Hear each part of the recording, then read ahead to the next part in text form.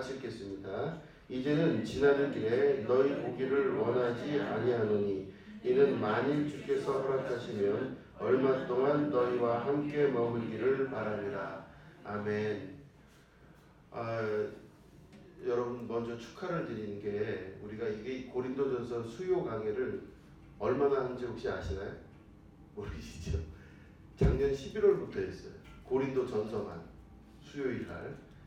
그래서 고린도전서를 지금 1년을 하신 겁니다. 여러분 대단하신 분들이세요, 그죠?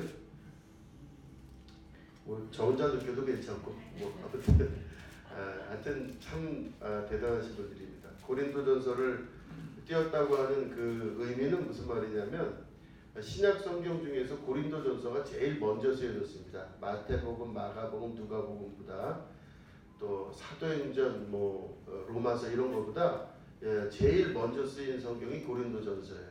그래서 이 성경의 사도 바울이 고린도 교회에 보낸 이 편지를 시작으로 그 이후에 계속해서 신약 성경들이 이제 쓰여지게 된 겁니다. 그래서 보면 어쨌든 이 처음 우리가 이 읽고 강해를 같이 했던 이 성경을 잘 보시면 우리가 이 방향이 어떻게 되는지를 알 수가 있는 거예요. 예수님 말씀이 이 땅에 오신 다음에, 우리 예수님이 오신 다음에 그 말씀이 전파되는 과정 중에 성경이 어떻게 쓰여지며 그 쓰여진 성경이 우리에게 어떤 역할을 하시며 또 성령께서 그 말씀을 통해서 역사하시기 때문에 그 말씀이 우리에게 방향성을 갖고 지금도 임하시는데 그것들을 깨달아 알 수 있는 아주 중요한 길들을 잘 겪어오신 겁니다. 그래서 이 말씀을 듣고 근데 때로는 이제 잊어버리는 경우도 있고 하지만 이게 아마 우리의 무의식 안에 하나님께서 잠재의 시간에 이 말씀을 넣으셔서 정말 필요하고 또 그 위기가 있거나 이런 순간순간마다 여러분들을 이끌어내시고 그 중간중간에 여러분들을 살게 하시는 역사 가운데로 분명히 이끌어 주실 것입니다. 이 고린도전서를 참 잘 따라오셔서 너무 저도 감사하고 감동이에요. 그래서 고린도전서는 오늘로 마칩니다. 그래서 1년이 좀 넘는 기간을 이렇게 잘 해왔습니다. 자, 그래서 이 마지막 마치는 이 이제 고린도전서 16장이 이제 마지막인데 오늘 말씀 보면 이제 바로 뭐냐면 이제 성도를 위하는 연보에 관하여 내가 갈라디아 교회들에게 명한 것 같이 너희도 그렇게 하라 이렇게 다시 말해 이제 성도들에게 고린도 교회 성도들에게 헌금을 하라 이거를 사도 바울이 16장 1절에 이야기를 합니다. 근데 이제 뭘 위해서 헌금을 하냐면은 실제로는 예루살렘 교회를 위해서 헌금하라는 말씀을 합니다. 그러니까 고린도 교회에 부탁을 하기를 예루살렘 교회를 위해서 헌금을 하라 그렇게 부탁을 해요. 그리고 뭐라고 그러냐면 내가 마게도냐를 지나갈 텐데 그 마게도냐를 지난 후에 너희에게 가서 그런 다음에 너희와 함께 머물며 겨울을 지낼 듯도 하니 이는 너희가 나를 내가 갈 곳으로 보내주게 하려 함이라. 그러니까 아마 지금 현재 이 글을 쓰고 있는 곳은 에베소라고 하는 곳에서 글을 쓰고 있는 것으로 추정이 됩니다. 그러니까 에베소를 지나서 마게도냐를 지나서 이제 고린도로 가겠다는 거죠. 그래서 너희들이 미리 연보를 준비해 놓고 그 준비한 연보를 가지고 내가 예루살렘으로 가겠다. 아마 이 말씀을 이렇게 전하면서 마지막 안부를 끝냅니다. 자, 그런데 이제 보시면 잘 보이시나요? 아니면 잘 안 보이시나요? 잘 안 보이시죠? 잘 보이세요? 여기 보시면은 그 맨 위쪽에 동그라미로 제가 이렇게 쳐놓은 곳이 있죠? 저기가 마게도냐라고 하는 지역을 동그라미로 제가 이렇게 쳐놨어요. 그 마게도냐라는 곳이 옛날에는 그러니까 예수님 태어나시기 한 700년 정도 전에는 저희가 하나의 나라였었어요. 나라. 그래서 저 나라가 이제 시간이 지나면서 이제 붕괴되기도 하고 갈라지기도 하는 일들을 겪게 되는데 그 마게도냐 안에 들어가 있는 이제 지역 이름이 보이시나요? 조그만 글씨들 빌립보, 그지? 예, 데살로니가 네아폴리 이런 이제 조그만 소도시로 예수님이 부활하시고 난 이후에는 저렇게 조그만 또 빌립보 데살로니가 이런 지역으로 이렇게 갈라지는 곳이 저기 마게도냐예요. 그러니까 마게도냐는 원래 한 나라였던 거예요. 한 나라였는데 이제 이렇게 시간이 지나면서 바뀝니다.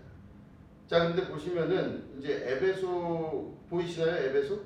아시아라고 써 있는 글씨 밑에 에베소 보이시나요? 예, 에베소에서부터 지금 글을 쓰고 있는데 에베소에서부터 쭉 올라가서 저 위에 마케도냐를 지나서 그 밑으로 내려오다 보면은 고린도가 있죠. 맨 밑에, 그죠? 이렇게 올라가서 맨 밑에 보면 이제 고린도가 저 있습니다. 이제 고린도 교회에 내가 들릴 것이다. 이렇게 이제 마지막 말을 16장에서 마치고 있는 거죠. 자, 근데 이제 마케도냐 지역이 아주 강조가 되어 있습니다. 왜 중요한데, 자 보시면 저 마게도냐라고 하는 저 지역은 BC 7세기, 그러니까 대략 한 예수님 오시기 700년 정도 전에 세워진 나라였었어요. 근데 저 나라가 필립 2세 때 황금기를 누립니다. 이제 나라가 세워지고 필립 2세가 집권을 할 때 나라가 아주 최고로 이렇게 번영했던 시기에 저 필립이라는 저 이름이 나중에 우리가 쓰는 걸로 빌립이 되죠. 빌립. 그래서 그 왕의 이름을 따서 빌립보라고 하는 지역이 수도처럼 된 거예요. 그래서 마게도나 지역 안에 빌립보라고 하는 도시가 있는데 그 빌립보는 필립 2세의 왕의 이름을 딴 거예요. 자, 보시면 필립 2세의 아들 알렉산더 대왕 때 세계 최강의 나라가 됩니다. 알렉산더 대왕은 잘 아시죠? 많이 들으셨죠? 이 알렉산더 대왕 때 세계 최강의 나라가 돼서 로마부터 시작해서 그러니까 로마부터 시작해서 동쪽에 있는 수많은 나라를 저 마게도냐가 다 정복을 해요. 그러니까 엄청나게 강한 국가였습니다. 그러니까 힘이 세고 강하고 부유한 국가였는데 저 마게도냐가 알렉산더 대왕이 죽고 난 이후에 4개의 나라로 그 알렉산더 대왕의 부하 중에서 강력한 힘이 있었던 4부하가 이제 집권을 하면서 알렉산더 대왕이 죽은 이후에 4개의 나라로 조그만 나라들로 갈라져요. 우리나라도 옛날에 보면은 이 조선반도 땅 안에 그 신라도 있었고 고구려도 있었고 백제도 있고 그랬죠. 그런 것처럼 이게 이제 갈라진 겁니다. 저희가 그래서 이제 보면 그러고 있다가 갈라져서 조그만 나라들이었었는데 BC 148년에 그러니까 예수님 오시기 148년 정도 전에 로마가 엄청나게 힘이 커지면서 저 마게도냐 전 지역을 다 장악하고 정복을 해요. 그래서 로마가 그 나라를 다 잡아먹었어요. 그래서 저 나라를 저렇게 다 정복당하고 난 다음에 어떻게 되냐면 그 이후에 암비볼리, 네아폴리, 또 빌립보, 데살로니가, 또 베레아 이런 이제 소도시들로 이게 분할이 돼요. 나라가 무너지고 나니까 이제 조그만 이렇게 그 지역들로 분할을 시켜버렸습니다. 이 로마 제국이. 그러니까 원래는 거기가 마게도냐라고 하는 지역이었는데 다 분리가 된 거예요. 자 보시면 저 나라 사람들이 굉장히 힘이 강했었고 그 지역 사람들의 그 수준 자체가 높았었어요. 그래서 저기 보면은 그 나라에 살던 사람들의 지식 수준과 힘들이 강했었는데 저 보면 우리 베레아 많이 들으셨죠? 베레아 사람들은 신사라 그랬어요. 그러니까 아마 마게도냐 지역에 원래 살면서 로마의 압제를 당하기도 하고 했지만 강대국이 갖고 있었던 그 품성은 그대로 갖고 있었던 것 같아요. 그러니까 저기 나와 있는 도시들이 대부분 상업이 발달했거나 또 사람들의 수준이 높은 이제 그런 도시들로 성장을 하게 됩니다. 이게 마게도냐예요. 자, 당시 마게도냐는 로마의 지배하에 있었습니다. 예수님 이후에 이제 예수님 부활하신 이후에 로마의 지배하에 이제 들어가 있었어요. 그때는 금광, 은광 그리고 선박용 나무, 그러니까 선박을 만들려고 하는데 나무가 필요할 텐데 그 나무에 대한 모든 권리를 다 빼앗겼어요. 로마라는 나라한테 다 빼앗긴 상태예요. 근데 그러고 나니까 마게도냐 사람들이 경제적 고통이 심했어요. 왜냐하면 자기가 옛날에는 그런 것들을 가지고 장사를 하고 일을 하고 살았는데 이게 로마 사람이 정복을 하고 나서 다 뺏어가니까 이제 경제적인 어려움을 이제 당하게 됩니다. 그런데 또 거기다가 이 당시에 어떤 일이 있었냐면은 경제적 고통뿐만 아니라 그리스도인들에 대한 박해가 아주 심했던 때였어요. 그러니까 예수 믿는다. 사는 것도 어려운데 거기다가 예수님 믿는다 하면 그 사람은 취직도 안 되고 어디 마땅하게 사람 노릇하고 살 수가 있는 환경이 없었던 겁니다. 그래서 그리스도인이면서 마게도냐인으로 산다는 건 굉장히 고통스럽고 힘든 일을 자기가 감당하면서 사는 거예요. 내가 고통을 당할 거를 이미 알면서 그렇게 해서 내가 예수님 믿겠습니다 하고 저 사람들이 살아갔어요. 그래서 보면 그리스도인이면서 마케도냐인인 사람은 이중고에 시달리게 됐어요. 그렇죠? 예수 믿는 것도 힘든데 그것도 핍박인데 경제적인 것도 독립이 안 될 정도로 굉장히 힘들었습니다. 자, 이때 당시가 어떠냐면 사도 바울이 지금 어디 있을 때요? 에베소에 있을 당시에 저렇게 살았다는 거예요. 마게도냐 사람들이 경제적으로도 힘들고 또 예수님 믿음으로 말미암아 핍박도 당하고 어디 취직도 제대로 안 되는 이제 그 힘든 삶을 이제 살았던 겁니다. 근데 문제는 뭐냐면 그 당시에 이 마게도냐 사람들이 그렇게 자기들이 먹고 살기도 힘든 때에 예루살렘에 아주 극한 기근이 나타나고 예루살렘에 있었던 그 사람들이 굉장히 고통을 당하는 거예요. 예루살렘은 유대인들의 도시이기도 하지만 예수님이 그곳에 계셨잖아요. 그죠? 그래서 예루살렘 교회가 있었던 곳입니다. 근데 그 예루살렘 교회의 성도들을 중심으로 심각한 그 고난과 핍박과 이 가난함이 그 당시 기근을 통해 갖고 또 나타난 거예요. 자, 마게도냐 사람들은 지금 잘 산다고 그랬습니까? 못 산다고 그랬습니까? 못 살았어요. 힘들고 어려운데 예루살렘 사람들은 조금 더 힘들었던 거예요. 아주 힘들었던 거예요. 그죠? 그래서 거기에 그리스도인들에 대한 핍박이 절정에 달하고 있었고 예루살렘의 고난이 극에 달할 때 마게도냐 사람들이 헌금을 했어요. 마게도냐 사람들이. 자, 나도 힘든데 저 사람 예루살렘을 돕는 게 쉬울까요? 어려울까요? 어려우세요?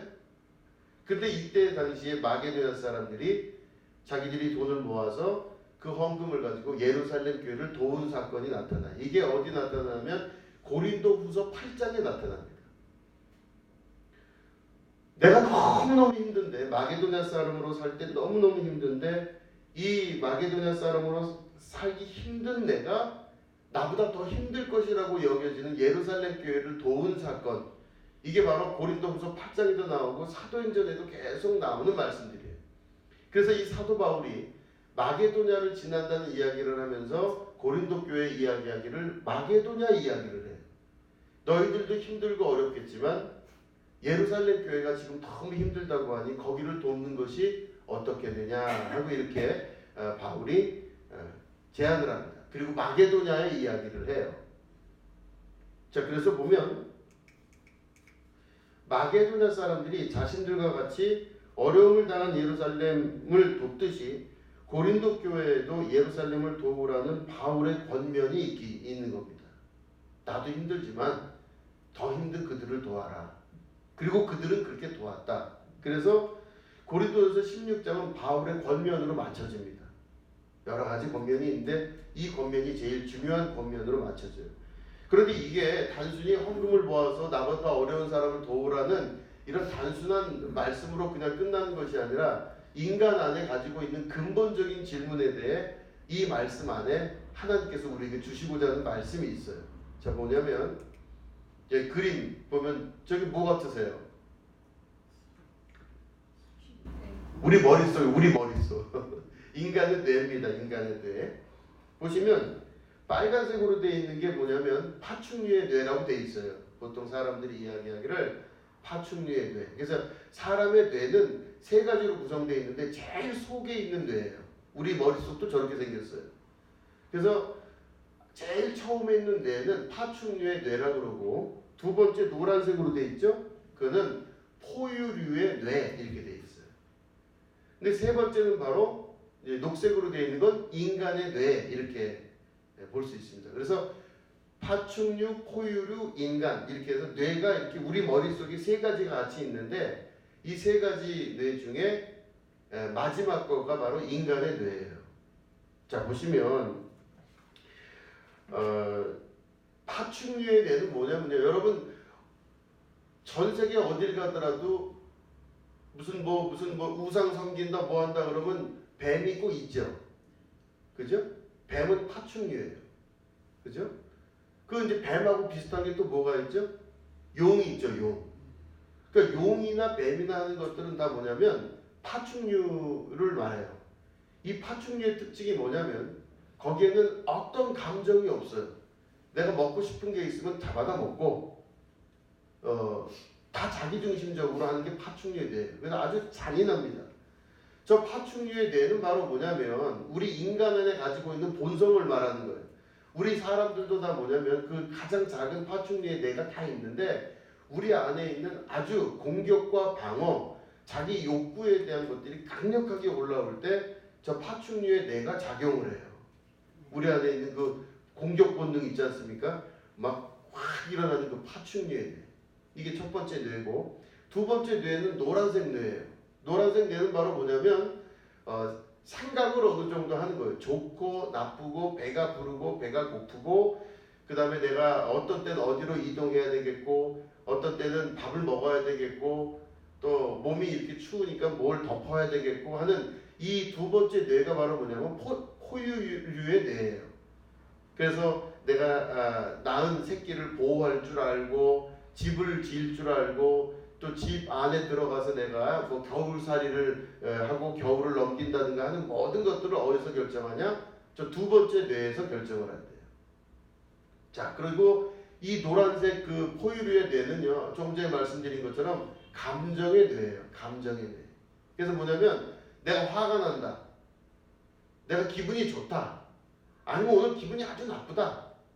아니면 내가 오늘 불안하다. 이런 건 누가 어디서 느끼냐면 노란색 뇌에서 저걸 느껴요. 그러니까 내가 오늘 화가 난다. 그러면 뇌에서 어디서 지금 작용하는지 이제 아시겠죠? 겉에서 그런 게 아니라 저 노란색 뇌에서 그런 거예요. 내가 오늘 못 참겠다. 그럼 어디서 그러냐? 노란색 뇌에서 그러는 거예요. 저기가 이제 움직이면서 저기가 움직이는 게 아니죠. 그러니까 저기서 작용을 하면서 이제 그런 감정들이 다 나오게 돼 있어요. 기분 좋다, 기분 나쁘다, 좋다, 뭐 이런 여러 가지 거친 감정들이 저 두 번째 뇌에서 나옵니다. 그럼 여러분 감정대로 살면 돼요, 안 돼요? 기분 나쁘다고 그냥 지나간 사람을 딱 때리면 안 되죠. 그냥 나 때리고 싶은데 이 때리는 걸 막는 걸 누가 하냐면은 저 녹색, 그죠? 맨 마지막에 있는 인간의 뇌가 이걸 막는 거래요.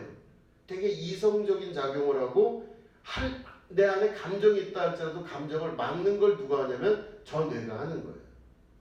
그러면 이 겉에 녹색에 있는 그 뇌는 바로 뭐냐면 사람을 절제시키고 제한시키고 하지 못하게 하는 것들을 저기서 하는 거죠. 그래서 저 안에서 윤리, 도덕, 사회, 규범 그런 것들이 저 뇌를 중심으로 발달을 하게 돼요. 밥을 이때는 뭐 숟가락을 들어야 돼 말아야 돼 이런 걸 결정하는 거가 다 거기서 결정이 돼요. 자, 그러면 저 노란색 뇌에서 감정이 올라올 때 감정이 올라오는 건 밖으로 팍 나가는 그 발산하는 거죠. 그죠? 화가 나거나 슬프거나 기쁘거나 하는 게 안에서부터 밖으로 팍 발산하는 건데 그거를 막아줄 수 있는 것이 바로 마지막 녹색 뇌예요. 이게 인간의 뇌라고 하는 거죠. 그걸 대뇌 피질이라고 합니다. 저걸. 그러니까 이 사람이 정상적으로 성장을 해서 만약에 그 끝까지 가려면은 이 세 가지가 고르게 발전을 하긴 해야 돼요. 그런데 그 중에서 저 대뇌 피질만 발전한 사람, 다시 말해 녹색이 아주 발전한 사람은 사람이 차갑겠죠. 냉랭하고 차가울 거야 아마. 근데 만약에 노란색 뇌가 많이 발달하고 이 녹색 뇌가 녹색에 있는 뇌가 조금 발달이 덜했다. 그러면 저 사람은 되게 감정적이겠죠. 근데 녹색 뇌와 노란색 뇌가 다 발달 잘 안 하고 제일 속에 있는 그 파충류의 뇌만 발달했다. 그럼 그 사람은 어떤 사람일까요? 그냥 극악무도하고 잔인하고 이런 거를 아마 손쉽게 할 수 있는 사람이 그런 사람일 거예요. 저 뇌가 고르게 발달을 하게 되는데 저 안에 보면 기가 막힐 정도로 하나님이 가지고 계시는 우리에게 주시는 진리가 이 안에 들어가 있어요. 자, 저 중에서 이제 보면 제가 적어놓은 걸 보면 인간의 뇌는 아까 말씀드린 녹색 뇌 있죠. 제일 겉에 있는 그게 바로 대뇌 피질이라고 합니다. 그 대뇌 피질은 바로 특징이 언어, 인간관계, 또 거울 뉴런이라고 하는데 이건 바로 뭐냐면 거울 신경이라고도 얘기를 합니다. 그리고 감정의 일부분이 저기서도 작용을 하기도 해요. 자, 근데 그 중에서 뭘 말씀드리려고 하냐면 아까 지금 여기 이 지금 말씀드리는 거는 녹색, 그죠? 제일 바깥에 있는 뇌를 말씀드리는 거예요. 인간의 뇌. 자, 이걸 가지고 보면 그 중에서 뭐가 있냐면 거울 뉴런 혹은 거울 신경이라고 하는 것이 있습니다. 저건 뭐냐면 상대방의 상황을 이해하고 나와 같은 경우로 해석할 수 있는 능력이에요. 예를 들어서 어린아이가 보통 3살에서 4살 때 말을 배우죠.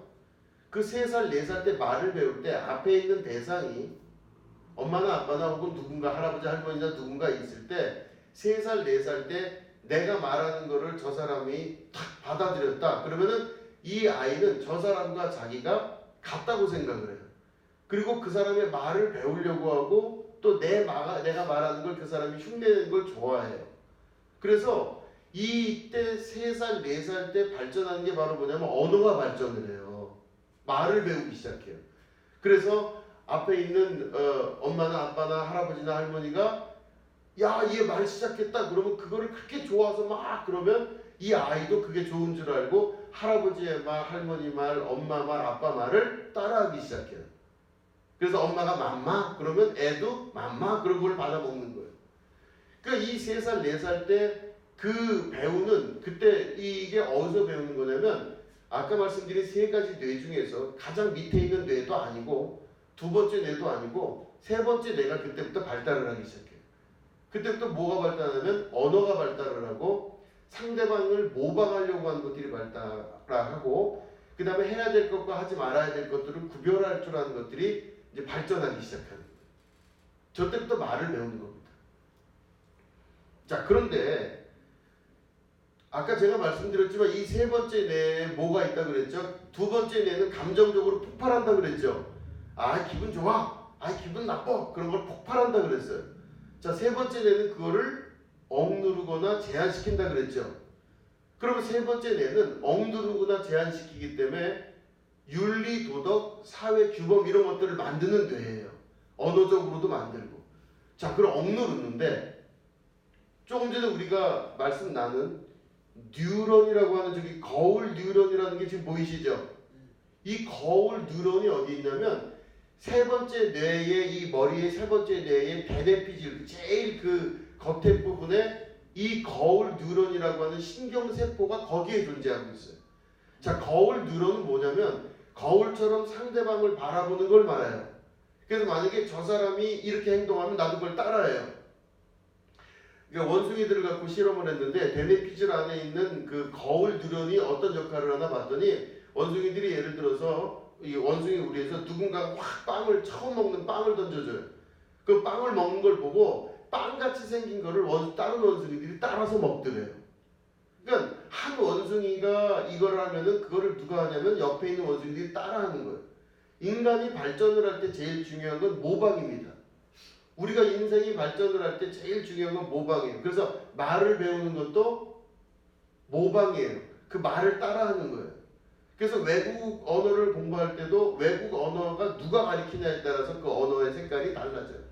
그래서 여자 선생님한테 배우냐 남자 선생님한테 배우냐도 달라지고 또 그 외국 사람이 북쪽 사람이냐 중부 사람이냐 남쪽 사람이냐에 따라 달라져요. 왜냐하면 그 사람의 억양을 외국인이 그대로 담고 그 모방하기 때문에 이게 달라지는 겁니다. 근데 그 모방하는 거가 어디 있냐면 바로 거울 뉴런, 거울 신경이라고 하는 것이 그걸 작용을 하는 거예요. 근데 그게 어디 있다고요? 3번째 뇌에 같이 있어요.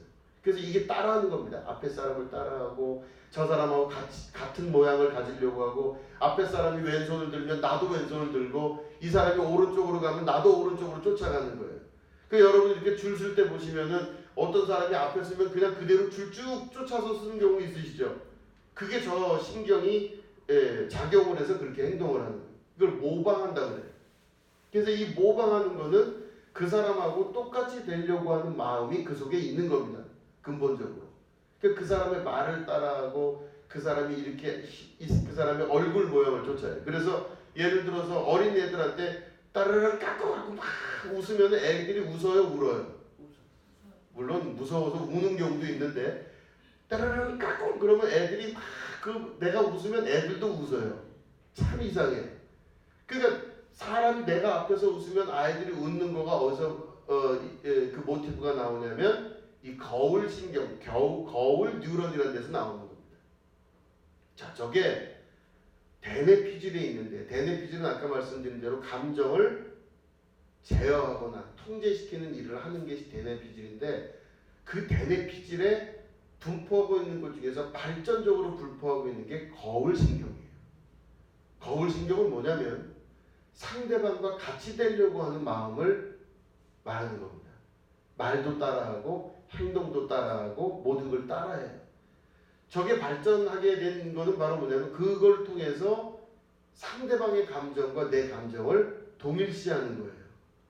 앞에 사람이 웃으면 나도 웃고 앞에 사람이 울면 나도 우는 거예요.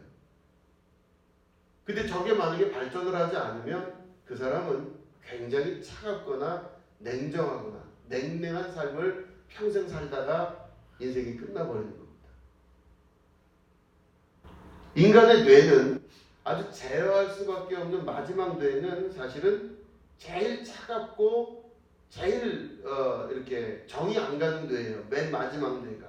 근데 그 안에 하나님께서 거울 이론이라고 하는 거울 신경이라고 하는 신경세포를 주셔서 다른 사람과 나를 동일하게 바라볼 수 있는 그 신경세포를 인간의 머리에다가 심어주셨어요. 인간이 그게 제일 발달되어 있는 거예요. 그러니까 저 사람이 아프면 나도 아픈 것 같아요. 저 사람이 힘들면 나도 힘든 것 같아요. 저 사람이 괴로우면 나도 괴로운 것 같은 거예요. 이거를 누구만 갖고 있느냐? 제일 많이 그 감정을 갖고 있는 존재가 인간이에요. 내가 아프면 하나님도 같이 마음 아파하세요. 그렇죠, 여러분? 내가 기뻐하면 하나님도 기뻐하세요. 그러니까 하나님의 그 마음이 인간에게 제일 발전적으로 하나님이 심어놓으신 것 중에 하나가 바로 거울신경이에요. 하나님의 기쁨을 내 기쁨으로 여기고 하나님의 자랑을 내 자랑으로 여길 수 있는, 하나님과 내가 동일한 감정을 가질 수 있는 그 순간, 이게 바로 인간이 가지고 있는 최고의 상태라고 볼 수 있습니다. 근데 그게 없으면 하나님은 하나님이고 나는 나예요. 맨날 하나님 얘기를 들어봤지만 하나님 마음 내가 가질 수가 없어요. 오늘 우리 하나님이 기뻐하시는데 나도 그걸 기뻐할 수 있는 그게 안 돼요. 저 사람은 저렇게 기뻐하는데 나는 기뻐하지도 못해요. 왜 기뻐하는지를 몰라요. 저 사람은 저렇게 힘들어하는데 나는 그 힘든 게 이유를 잘 몰라요. 그죠? 이게 밑으로 내려가면 내려갈수록 파충류에 가까울수록 저 대뇌피질과 저런 것들이 발전이 안 될수록 그래서 그 파충류가 잔인하다고 얘기하는 겁니다. 여러분, 뱀이나 도마뱀이나 이런 애들이 자기들이 옆에 있는 친구가 공격당해서 막 아파하면은 울고 괴로워하는 뱀이나 이거 보셨어요? 못 보셨어요? 막 서로 돌보기 위해서 막 이렇게 하는 그런 뱀들 못 보셨죠? 뱀이나 도마뱀이나 이런 파충류들은 옆에 있는 다른 동료의 그 아픔과 혹은 즐거움을 공유를 못해요. 그저 자기만 알아요. 내 생존을 위해서만 생각을 해요. 그런데 포유류가 점점 이 위로 올라갈수록 포유류로 발전을 할수록 그 모든 것들이 같이 공감하는 거가 만들어지기 시작하고, 인간이라고 하는 존재는 그 중에서도 제일 공감률이 높은 존재가 바로 인간인 거예요. 그러니까 그 사람이 바로 진정한 사람이 된다는 것, 하나님이 창조하신 원래의 모습으로 돌아간다는 건 바로 뭐냐면 공감할 수 있는 능력을 체득하는 존재가 되는 겁니다. 내가 하나님의 마음을 같이 하나님 기쁘시죠? 저도 기뻐요. 하나님 행복하시죠? 저도 행복해요. 하나님이 우리들에게 뭐라고 그러셨냐면, 예수님이 그러셨잖아요. 천국이 여기 있다 저기 있다 할 것이 아니요, 지금 너 안에 있느니라 그러셨어요. 하나님은 우리가 지금 천국으로 살기를 원하시는데, 예수님은 우리가 천국으로 살기를 원하시는데, 하나님의 원하시는 마음과 내 마음이 같지가 않은 거예요. 무슨 말씀인지 도무지 이해가 안 돼요. 그러면 그게 예수님의 마음과 내 마음의 공감 능력이 없는 거예요. 그래서 아무리 예수 믿으라 그러고 예수 믿고 행복해지고 하나님 나라의 천국 가자고 이렇게 얘기를 하고 전도를 해도 못 알아들어요. 사람들은. 사람이긴 하지만, 인간이긴 하지만 그 안에 가지고 있는 저 시퀀스, 그죠? 저 안에 가지고 있는 저 시스테마틱한 하나님의 계획 안에 못 들어가는 겁니다. 안 되는 거예요. 공감을 못 하는 거예요. 얼마나 이 공감이 중요한지 이해하시겠죠? 저게 발전한 사람이 있고 발전이 안 된 사람이 있는데, 발전이 안 된 사람은 공감 능력이 사라짐으로 말미암아 자기만 아는 생각으로 바뀌어요. 근데 여러분 보시면 마게도냐 사람들이 지금 어떻게 됐죠? 마게도냐 사람들이 지금 어떻게 했죠? 자기들도 힘든데 예루살렘이 힘들다는 얘기를 들으니까 자기들 앞가림도 못하는 사람들이 예루살렘을 도왔잖아요. 그죠? 이게 바울에게 있어서는 어떤 생각이었냐면 공감 능력, 그리고 그 안에 있는 하나님의 마음 가진 아주 순수한 마음으로 본 거예요. 그래서 고린도 교회도 동일한 마게도냐에 대한 비유를 하면서 너희들도 예루살렘을 위해 헌금하라 그랬습니다. 헌금은 여기서 말하는 단순한 돈을 말하는 게 아닙니다. 여러분 제가 이게 보면 찾아봤더니 헌금이라는 단어가 뭐라고 되어 있죠? 하플로테토스라고 하는 히라보의 단어를 씁니다. 근데 이 하플로테토스가 헌금이라는 뜻보다 더 중요한 뜻이 있는데 또 다른 뜻이 있는데 그게 바로 뭐냐면 소박, 단순, 순수함 이런 뜻이 있어요. 자, 이 사람들이 지금 헌금을 하는데 이거가 뭐냐면은 아플로텍테스 테토스라 그래서 소박, 단순, 순수한 마음으로 헌금을 하는 거예요. 자, 보시면 타인의 상황을 나의 상황으로 이해할 수 있는 능력이 아까 있다고 말씀드렸죠. 근데 소박, 단순, 순수함이 없으면 타인의 아픔을 이해하기가 어려워요. 만약 이해를 했다 할지라도 내 머리의 구조가 원래 이거를 억압한다 그랬죠. 야, 이걸 내가 도와야 되겠구나 이런 생각을 가지고 있다가도 이 머릿속에서 아니야, 그러지 마, 그건 너무 무모한 짓이야 이렇게 생각할 수가 있게 만들어요. 그죠? 여러분 이렇게 지하철에 가다 보면은 아유 저 사람 저를 어떻게 도와줄까 말까 갈등하신 적 있으시죠? 그쵸? 그럼 왜 갈등하냐면은 두 번째 뇌에서는 야, 좀 도와줘라 이런 마음이 있는데 제일 위에 있는 세 번째 뇌가 아이 그러지 마라, 저 사람 저기 퇴근하면 그랜저 몰고 다닌다더라 이런 게 이제 있는 거예요. 그러니까 이게 내가 두 번째 뇌와 세 번째 뇌가 계속 갈등을 하는 겁니다. 인생을 살면서 계속 이런 갈등 속에 살게 돼 있어요. 자, 그런데 이 헌금이라는 단어,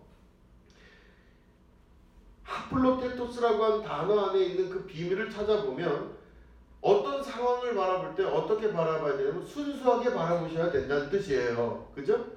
순수하고 순박하고 소박하고 단순하게 바라볼 수 있으셔야 돼요. 그래서 마음이 청결한 자는 어떻게 된다 그랬죠? 하나님을 볼 것이요 그랬어요. 마음이 청결한 자는. 그러니까 마음이 청결하다는 건 소박하고 순수하게 그걸 바라볼 줄 아는 사람입니다. 그럼 바로 뭐냐면 우리 뇌에 세 번째의 이 대뇌 피질에서 감싸고 있는 막 제한시키고 하는 것들이 있습니다. 이런 것들을 풀어놓을 수 있는 능력이 그 안에 거울 이론, 거울 신경이라고 하는 세포를 우리에게 주셔서 그 사람 안에 상대방의 마음을 순수하게 바라볼 수 있는 능력의 사람으로 그 눈을 열게 만드시는 거예요. 이게 바로 하나님 나라의 뜻이었으며 또 마게도냐 교회가 예루살렘 교회를 도우는, 자기 앞가림도 못하는 마게도냐 교회가 예루살렘을 돕는 그 마음 안에는 계산이 있지 않고 그저 나와 저 사람 얼마나 힘들까라는 그 생각 하나를 가지고 마게도냐가 예루살렘을 도왔다는 거예요. 아, 힘들어도 그 예루살렘도 또 자기들 능력대로 해야지 뭐 여러 가지가 있겠죠. 뭐 마게도냐에서 무슨 생각을 못했겠어요. 나도 힘들어 죽겠구만 거길 뭘 돕고 아유 너무 그렇게 오지랖 넓으면 안 돼 이런 말씀 많이 하시죠. 오지랖 넓으면 안 돼. 그러니까 이제 그게 바로 뭐냐면 마게도냐 사람들의 생각과 그 많은 것들 중에 순수함이 사라지게 되는 게 거울 이론의 작동, 거울 신경이 작동하지를 못하게 되는 거예요. 자, 보시면 고린도 교회의 계산된 신앙생활에서 단순 소박 순수함으로 돌아가기를 바라는 심정이에요. 고린도 교회는 엄청난 계산을 잘하는 교회였어요. 아주 똑똑하고 계산을 잘하고 최고라고 여겼는데 그 안에 그것들을 막고 그것들을 계속해서 제한시키는 많은 것들이 고린도 교회에 있기 때문에 바울이 에베소에서 이 편지를 쓸 때는 고린도 교회에 저 안에 있는 깊은 심정으로 고린도 교회에 쓴 겁니다. 이 마지막 고린도전서의 내용을 잘 보시면 결국에 바로 뭐냐? 사랑이 제일입니다. 가장 순수하고 가장 소박하며 모든 것들을 투명하게 바라볼 수 있는 그 눈이 우리에게 있게 될 때 하나님의 나라가 그 안에 임하는 은혜와 축복이 있게 되는 거죠. 그죠? 손해본다 할지라도 믿음으로 한 걸음 더 나가신다면 하나님이 그 모든 걸 갚아주시고 더 큰 은혜를 주시고 돈으로 살 수 없는 하늘의 평안과 하나님 주시는 축복이 여러분과 함께할 줄로 믿습니다. 주님의 이름으로 축복합니다. 아멘. 기도하겠습니다.